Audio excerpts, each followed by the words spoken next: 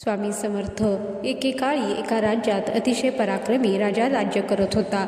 त्याच्याकडे अफाट संपत्ती, मोठे सैन्य आणि भरभराटीचे राज्य होते. त्यामुळे त्याला स्वतःचा खूप गर्व झाला होता. एके दिवशी त्याला जंगलात एक साधू ध्यान करताना दिसला. राजाने घोडा थांबवला आणि अभिमानाने विचारले, साधू महाराज, सांगा पाहू, या जगात माझ्यापेक्षा मोठा कोण आहे?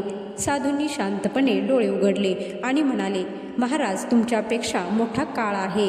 राजा हसला. काळ? तो माझं काय बिघडवणार? साधूंनी जवळच पडलेलं एक कोमजलेलं पान हातात घेतलं आणि म्हणाले, हे पान कालपर्यंत हिरवं होतं, आज ते सुकलं आहे. हा बदल कुणी केला? काळाने. आज तुमच्याकडे सत्ता आहे, उद्या ती दुसऱ्याची असेल. आज तुमच्याकडे संपत्ती आहे, उद्या ती राहीलच याची खात्री नाही. पण काळ प्रत्येकाचा गर्व मोडतो. हे ऐकून राजाचा अहंकार क्षणात नाहीसा झाला. तो सिंहासनावर बसणारा राजा होता, पण त्या दिवशी तो साधूंच्या चरणी नम्रतेने वाकला. त्या दिवसापासून त्याने प्रजेची सेवा, न्याय आणि नम्रता यांना आपल्या राज्यकारभाराचा आधार बनवला. त्यामुळे त्याचे नाव अनेक वर्ष लोकांच्या हृदयात जिवंत राहिले.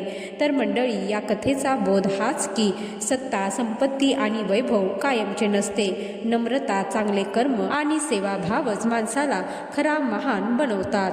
हे कायम लक्षात ठेवा. जय श्री स्वामी समर्थ.